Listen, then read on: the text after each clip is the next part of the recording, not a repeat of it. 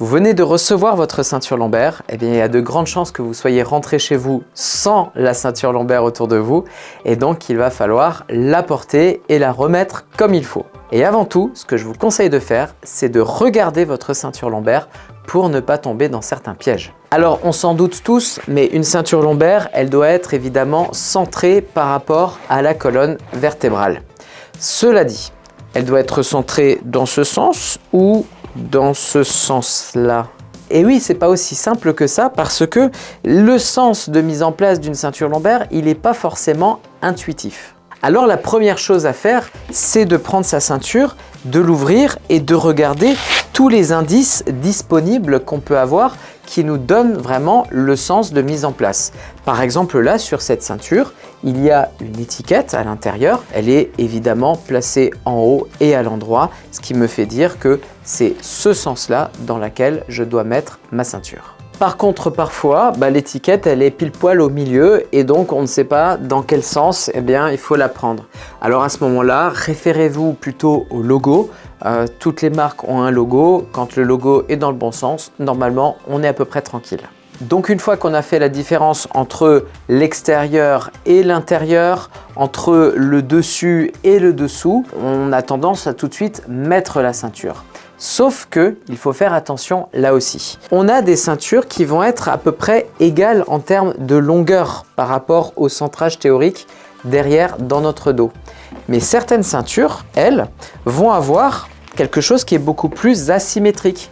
Là par exemple sur cette ceinture-ci, il y a les 4 balénages, donc je sais que ici ma colonne vertébrale elle doit aller ici en plein milieu et quand je plie la ceinture, je remarque clairement qu'il y a un côté plus long que l'autre. Donc la mise en place de ma ceinture va être asymétrique. C'est pas forcément un problème, mais il faut que je l'anticipe pour que quand je mette en place ma ceinture, je tienne compte de cette asymétrie. Démonstration. Là, avec une ceinture symétrique, je vais pouvoir venir de manière égale, droite et gauche, en étant à peu près sûr que mon centrage vertébral soit bon, soit correct. Et de l'autre côté, je vais avoir une ceinture asymétrique et donc là, je vais devoir quand même repérer ma ceinture avec un balénage que je viens attraper au milieu et derrière, je vais pouvoir le centrer comme ça. Donc là, on voit bien que d'un côté, je suis sur quelque chose d'assez court et de l'autre côté, sur quelque chose d'assez long. Donc je vais avoir un recouvrement abdominal ici qui va être asymétrique. Je dois donc en tenir compte et ça, il vaut mieux le repérer à l'avance. Un autre point à repérer, même lorsque vous êtes chez vous, c'est est-ce que votre professionnel de santé a correctement conformé le balénage. En effet, quand une ceinture sort de sa boîte, le balénage est souvent tout plat.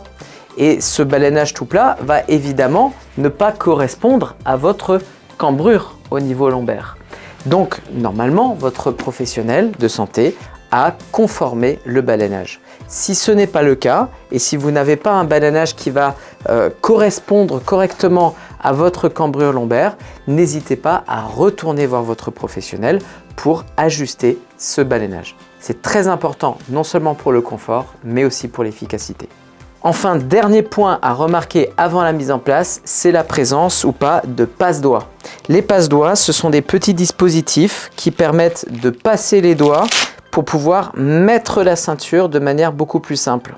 Alors toutes les ceintures n'en ont pas, mais lorsqu'ils sont là, c'est toujours intéressant de pouvoir voir et anticiper un petit peu le passage des doigts, la tenue de la ceinture. Faites-le vraiment de manière à être très à l'aise avec. Donc vous pouvez mettre les doigts longs ou alors le pouce dedans, vous pouvez l'attraper comme vous voulez.